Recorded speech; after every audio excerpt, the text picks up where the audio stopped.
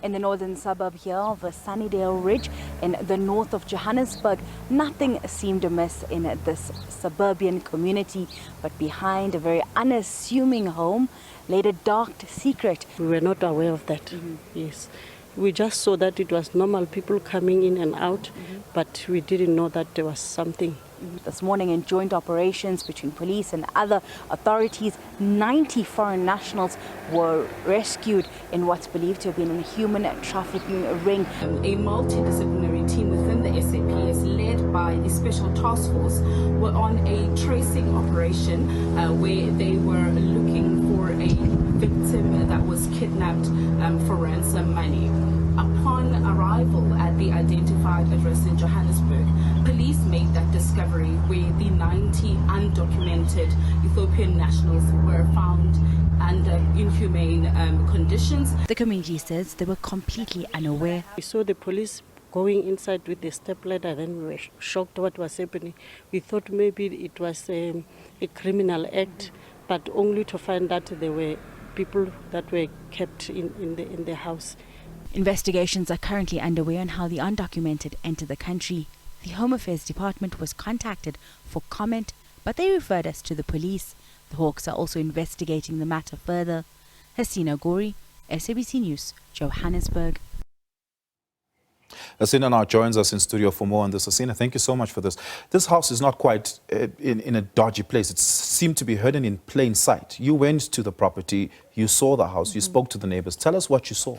As you've said, it's not a dodgy area, it's hidden in plain sight. When you drive into that area, it's a normal suburban area, maybe slightly run down in one or two areas, but a typical suburban, quiet neighborhood.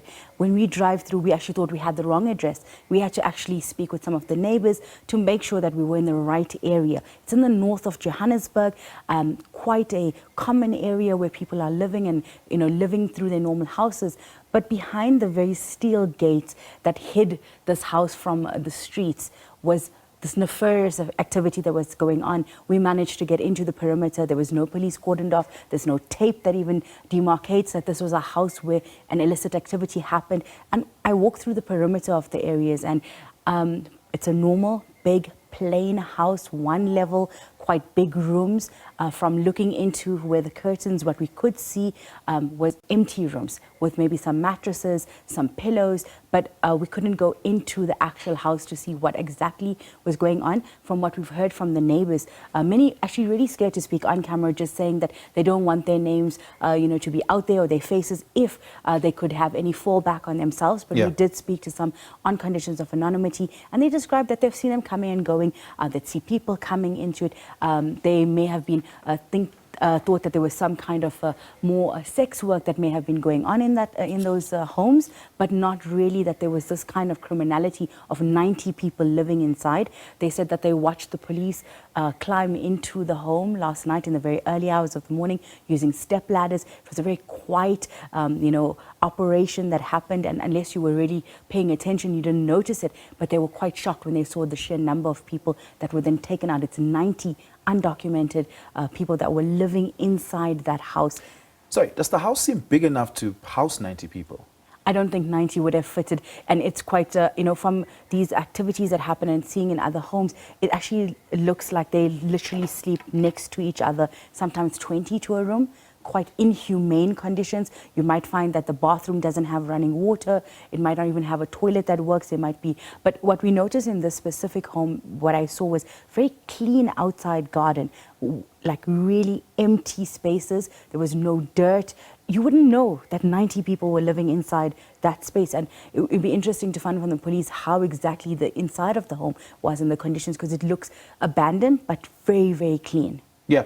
Have you managed to speak to any of the police or the private security that were involved? Police that credit private security in assisting them in this bust. Additionally, they also thank the Hawks, and the Hawks is now investigating this further. What do we know from the authorities about the details of this? So the only official authority we've got is from the police, who sent out a statement, and we've been engaging with them. I've tried to speak with the Hawks, who referred us back to police. I've also tried to speak with Home Affairs, who referred me back to police, as well as the Hawks, who are saying it's a police matter at the moment, at this stage. What we do understand is that this operation was a tip-off that came when the multidisciplinary teams were looking for someone who had been kidnapped. They were tracing that specific person. It's believed that person was kidnapped on Tuesday from the east of Johannesburg, from Benoni, and that they were trying to help the family to find the victim. They were following, tip-offs on the ransom, and when they got to this specific address, this is where they then discovered these 90. So they were going for the one person, but ended up discovering 90 other people. Is it unusual to you that this house has not been cordoned off?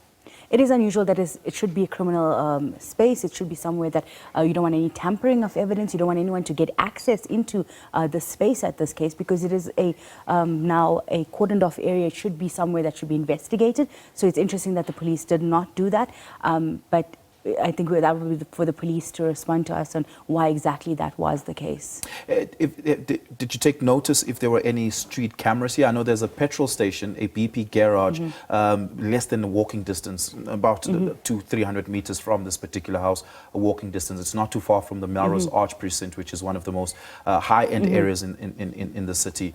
Is there any other detail from the neighborhood watch, perhaps, around activity that they may have noticed at this house? At this stage, not any that we've come out or that anyone has told us on the record. What we did know from one of the neighbors said they had gone to that home with the neighbors once when they didn't have electricity to go and get charged. And the conversation and the interaction that they had with the two foreign nationals that live there, the owners of the home, who they believe were the owners of the home, was that the owner had made a comment saying that the young child that was with the person could be trafficked and they could make millions out of it. That was the only comment that really worried them, that this was a kind of conversation, but they hadn't really seen or had any evidence. I'm going to need you to say that again. The owner said this to one of the neighbors. The neighbors has a child, and the owners passed what to them was seemingly an innocuous comment that you could make millions off of this one child. That was literally what the neighbors retold us, and that was their only real interaction with them within that home. And they'd seen females entering and leaving those homes, but not really seen any illicit activity specifically that could say there was criminality going on in that area. Yeah, my goodness, Asina, thank you so much for that. Really appreciate it.